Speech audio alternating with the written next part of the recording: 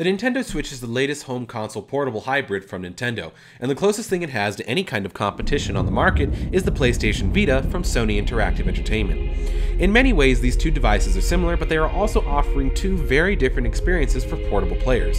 So the question is, which one is right for you? Well, let's find out. Welcome to my newest video where I'm going to stack the PlayStation Vita up against the Nintendo Switch.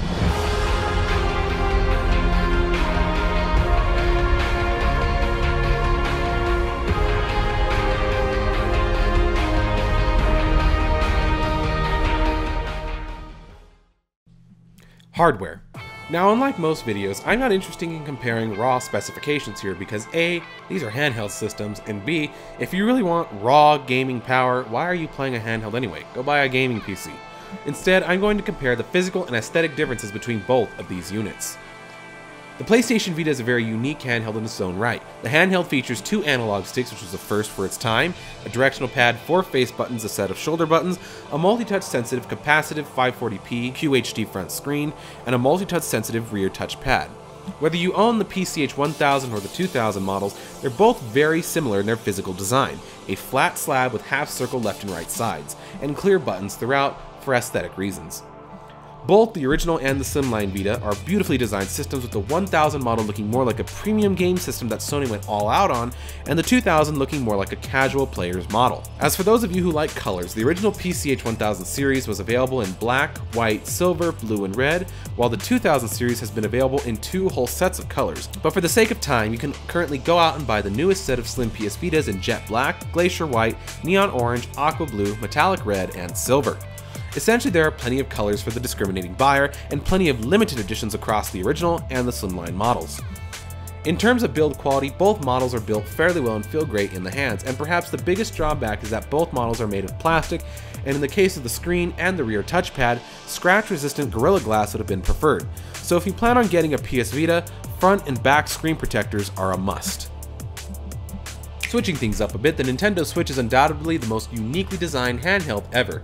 The Switch features a tablet-like design, but with removable controls in the form of the left and right Joy-Cons, and its kickstand. On top of all this, the system can be docked and played on the big screen, but we're not focusing on that, although, let's be honest, that's pretty fucking cool. In terms of general aesthetics and design, I like the Switch. Not only does it have a full set of buttons, but it has clickable analog sticks and a second set of triggers. And while I personally find the design of the Nintendo Switch to be pretty lackluster, decent at best, it honestly reminds me of the first generation of Microsoft Surface tablets. Great construction, but a little on the bland side in terms of design. That being said, there is a way to spice up the NS quite a bit. I love the idea of being able to interchange colored Joy-Cons on a whim, and I hope to see that Nintendo releases limited edition Joy-Cons soon enough, because again, that would just be so freaking cool to see and switch them out as I wish. As I mentioned, the NS has a kickstand, but it's quite small and it doesn't do a good job on all types of surfaces. Hardtop tables and countertops are the best place to put the NS, but if you're trying to put the kickstand on the grass, a sofa, a pillow, or a bed, I've found that the stand either just gives up or pops right off, or the entire unit falls over. I personally think Nintendo should have designed the Switch's kickstand to run from one side of the unit to the other completely and allow it to be adjusted to specific angles. But I digress. What's here is fine, and at the end of the day, I'm just being a little nitpicky. In general, I think the Switch is a very, very nicely designed system. It's functional, it's practical, and a little bland, but it's simple. In terms of I/O, both of these systems utilize upgradable and swappable storage, and both the NS and the PS Vita Slim utilize standard data transfer and charging cables. In the case of the PS Vita Slim, unfortunately the PS Vita uses the same proprietary microSD cards that the original unit does. And while they are far more expensive than the standard Sony, SanDisk, Samsung, etc. types of microSD cards, they have certainly fallen in price since 2011. As for charging, the PS Vita Slim utilizes a standard micro USB Type-B connector found on most smartphones to this day.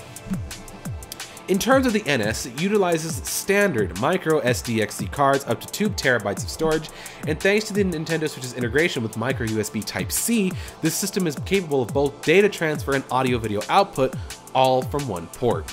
In many ways, the NS has got everything the PS Vita got wrong, and for that, I give props to Nintendo. User interface. The PS Vita's UI, called the Live Area, is the way you'll be using and navigating the system. Known for its Skittles or M&M-like appearance and features pre-installed like applications, trophies, friends, party, web browser, PS Store, PS3 and PS4 Remote Play and the content managers, just to name a few important ones, there is a lot to get here.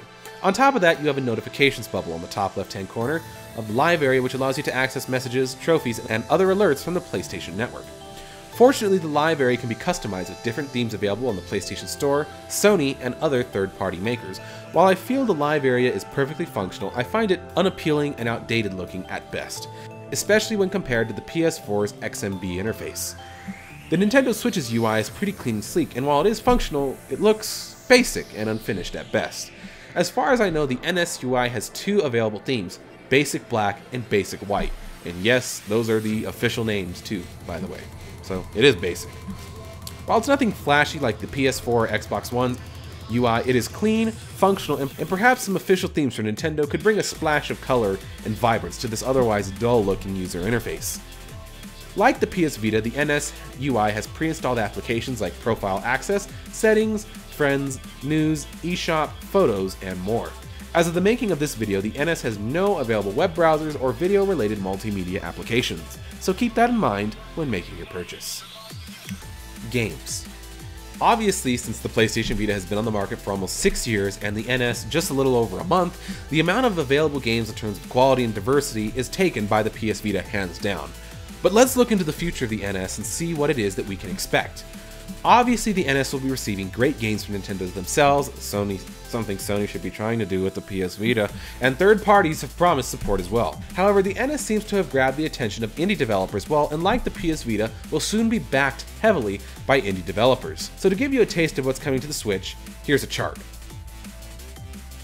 As for the PS Vita, it has well over 1,400 titles and counting, and within that library there's some gems and duds, like any system.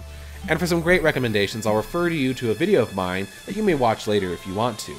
Essentially, these two handhelds are offering you two completely different types of experiences, one tied to the PlayStation experience you've come to expect from the PS3 and the newer PS4, while the other is offering an entirely new experience by Nintendo. To see which system may appeal to you personally, I have 2 pages linked below containing the complete lists of available and upcoming games for PlayStation Vita and Nintendo Switch. One hidden feature that the PS Vita possesses in terms of available games is in the Remote Play application that allows PS Vita users to stream PS4 games anywhere in the world so long as both their PS4 and PS Vita are connected to Wi-Fi systems. Both of these systems have some incredible games and adventures awaiting for the players, and the Nintendo Switch has certainly taken a more unique approach to handheld gaming that few, if any, have ever attempted before. And I personally hope that it works out well for them. But at the end of the day, one of these handhelds is offering a PlayStation experience, while the other is offering a new Nintendo experience. And whether or not you want to dive into a new ecosystem or stay in the one you're already heavily invested in remains up to you and to you alone. I personally don't find one particular handheld much better than the other, and instead I opted for both personally, getting the best of both worlds. But I understand that that's not for everyone. So my advice to you: look into the games, look into upcoming games, and look into the experience that these systems are offering. Depending on which one appeals to you the most, opt for it and have fun playing. And that's it. Thank you guys so much for watching. If you liked what you saw, hit the like button, share this video around, and if you're new to the channel, subscribe. This time around, let's see if we can get the like bar up to 500 likes. Special thanks to a drum and bass group called INDIVISION for providing all the music and the new outro for my channel. Until next time, this is Tristan, and we're done here.